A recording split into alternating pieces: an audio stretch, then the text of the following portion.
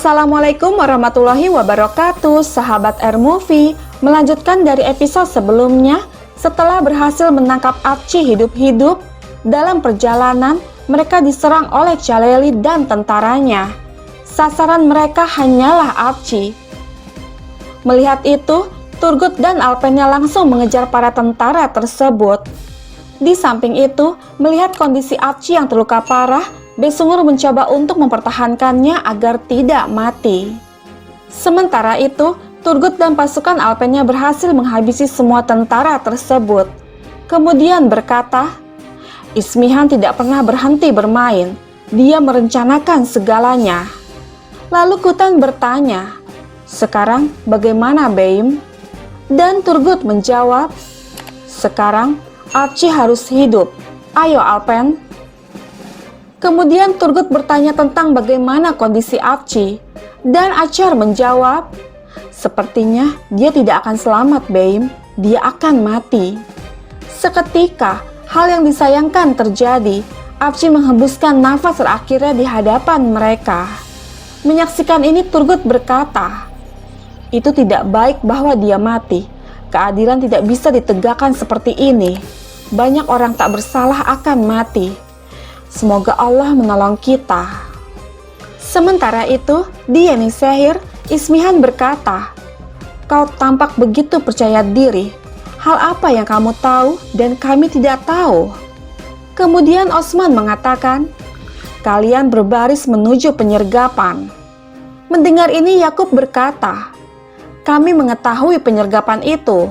Seketika Osman mengatakan, "Kalian hanya berpikir bahwa kalian tahu tentang penyergapan.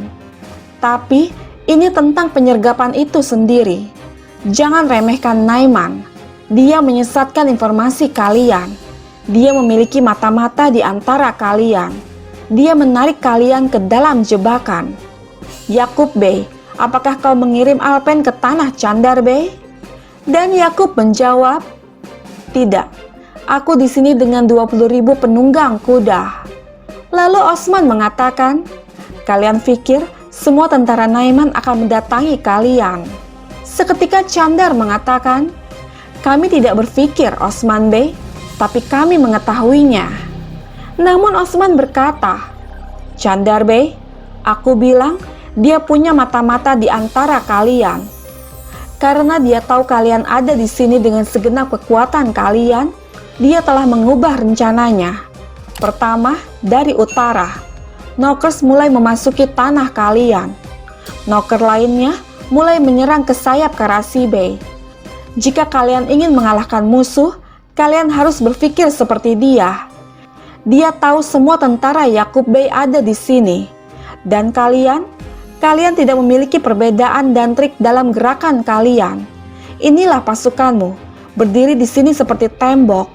Aku melihat kalian meremehkan musuh." Mendengar ini, Ismihan bertanya, "Apakah kamu pikir kamu lebih pintar dari semua orang di sini?" Dan Osman menjawab, "Tidak. Aku pikir rencana Naiman lebih baik dari rencana kalian. Dia tidak akan datang ke sini dengan semua pasukannya." Seketika Ismihan mengatakan, "Cukup, Osman Bey. Bukan kita. Kamu tidak termasuk dalam pasukan ini lagi. Terutama, kamu tidak memiliki suara di sini." Yakub juga mengatakan, "Apa yang kamu tahu tentang kami? Dan kamu berbicara tentang mata-mata. Pohon kami tidak memiliki buah busuk. Naiman datang ke sini dengan segenap kekuatannya, dan kami akan menunggunya bersama di sini." Lalu Osman mengatakan, "Yakub Bey, kau akan memberi Candar Bey 5.000 pasukan berkudamu. Kau akan memberi Karasi Bey 5.000 pasukan berkudamu.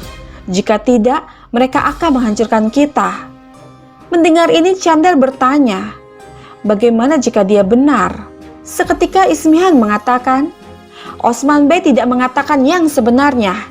Dia ingin kita dikalahkan dan kehilangan reputasi kita. Dia menginginkan hal yang diinginkan musuh, tetapi tidak bisa dilakukan. Dia ingin kita berantakan. Idenya tidak penting dalam dewan ini." Lalu Osman berkata, "Jika kau tidak melakukan apa yang aku katakan, mereka akan mengubah tanah surga kita menjadi neraka. Namun Ismihan mengatakan, kamu tidak lagi berada di tentara ini. Kamu tidak akan memiliki suara dalam pasukan ini yang dimana kamu bukan bagiannya. Mendengar ini Osman berkata, kau akan merusak tanah ini karena kekeras kepalaanmu. Namun Yakub mengatakan, itu bukan kekeras kepalaan, Osman Bey.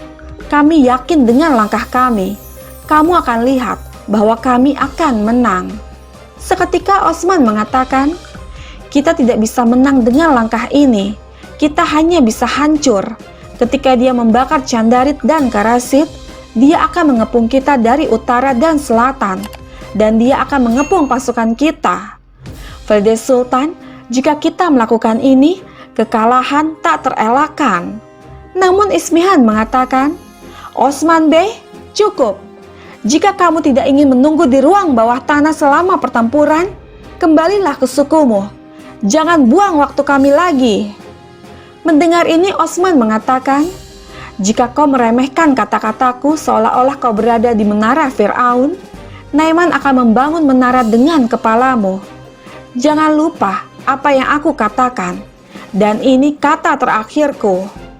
Kemudian dia pun pergi meninggalkan dewan. Mendengar ini membuat mereka hanya terdiam.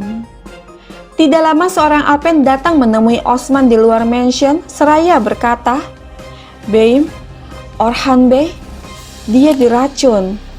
Mendengar ini Osman bertanya, apa yang kau katakan? Apakah dia baik-baik saja? Dan Alpen itu menjawab, ya, dia baik-baik saja, tapi dia tidak bisa bangun dari tempat tidurnya. Dia tidak bisa bergerak sama sekali. Mendengar ini membuat Osman kaget dan serasa tidak percaya. Kemudian mereka memutuskan untuk kembali ke suku dengan segera. Sementara itu, di Kastil Inegol, Cerkuta yang menyamar sebagai tentara kafir mulai melakukan aksinya. Dia membabat habis semua tentara di dalam gudang senjata. Bukan hanya itu, dengan kecerdikannya, dia meledakkan gudang tersebut untuk melarikan diri.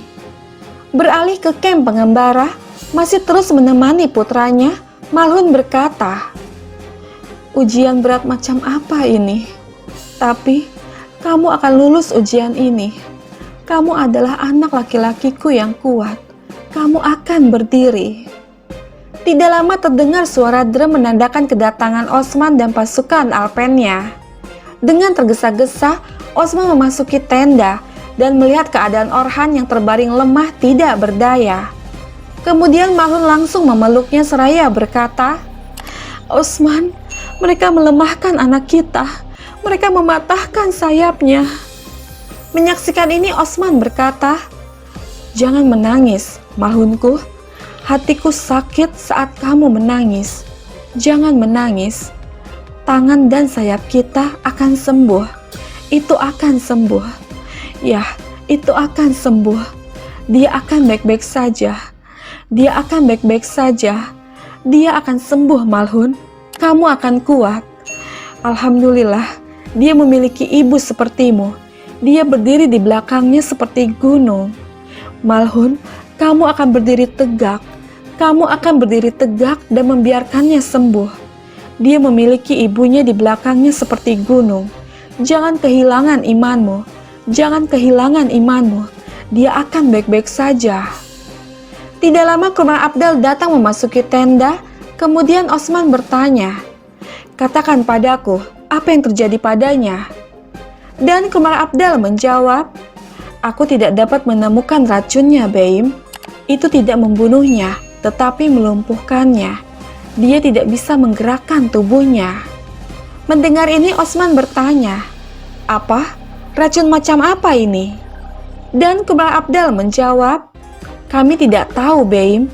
Itu adalah racun yang tidak terlihat seperti racun yang aku tahu. Itu mempengaruhi tubuhnya secara perlahan. Mendengar ini membuat Osman bingung dan terus bertanya-tanya. Sahabat kita beralih sejenak ke Marmaracik. Demi berbicara dengan Esma, Bengki memerintahkan Alcicek untuk keluar kamar mengambil sesuatu. Kemudian dia berkata kepada Esma, jangan berani-beraninya kau berbicara tentang racun, Esma. Namun Esma mengatakan, mereka akan menemukan apa yang aku lakukan cepat atau lambat. Apa yang akan kita lakukan kalau begitu? Dan Bengki menjawab, mereka tidak akan menemukannya. Mereka tidak akan tahu. Kamu akan diam dan mereka akan mencari pengkhianatnya. Namun Esma berkata, tapi Aladin Bey dan Orhan Bey, mereka melihatku di tenda. Suatu hari nanti, seketika Bengki mengatakan, mereka melihatmu setiap hari. Kamu pergi ke tenda itu setiap hari. Mereka tidak akan mencurigaimu. Tetapi, jika mereka mengetahuinya entah bagaimana, kamu tidak akan berbicara tentangku. Apci, Ismihan, kamu bisa memberitahu mereka siapapun yang kamu mau. Pikirkan tentang saudaramu.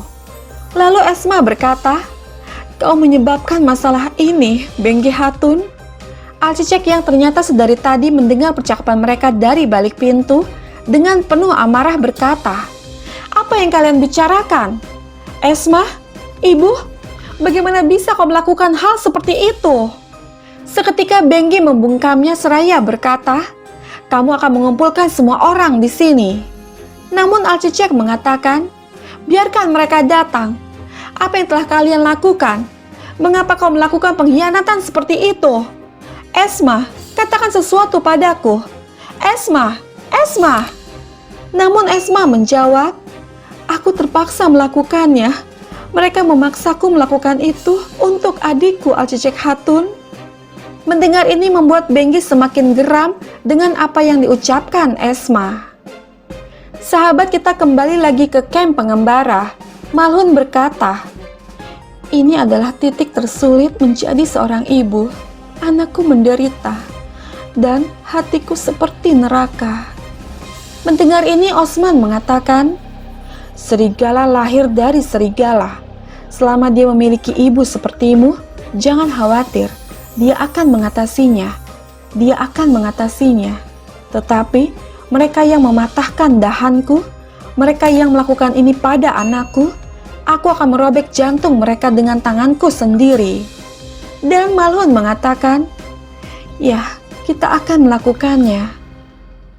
Tidak lama Orhan terbangun dari tidurnya, namun sayangnya dia masih belum bisa menggerakkan seluruh tubuhnya.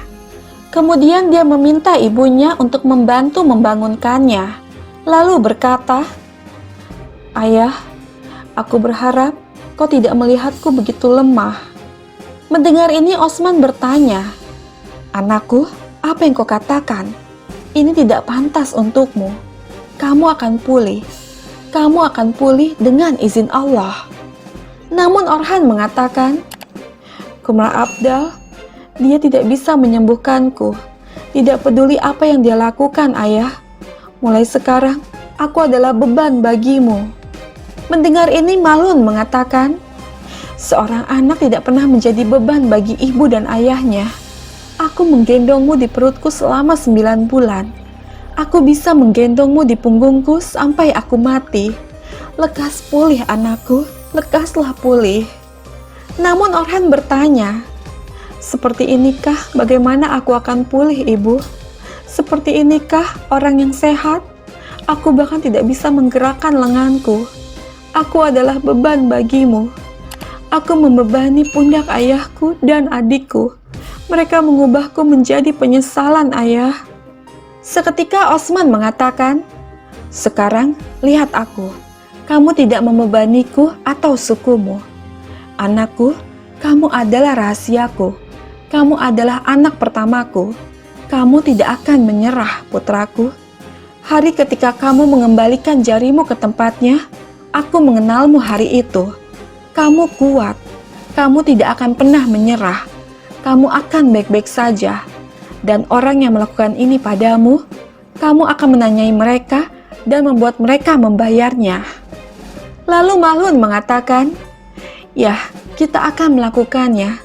Kita akan bersama dan membalas dendam. Kamu akan berdiri melawan musuh-musuh kita. Kemudian Osman mengatakan, lihat aku, kamu tidak akan pernah menyerah. Berjanjilah padaku, kamu akan meninggalkan tempat tidur ini apapun yang terjadi. Dan Orhan menjawab, "Aku berjanji ayah, aku berjanji."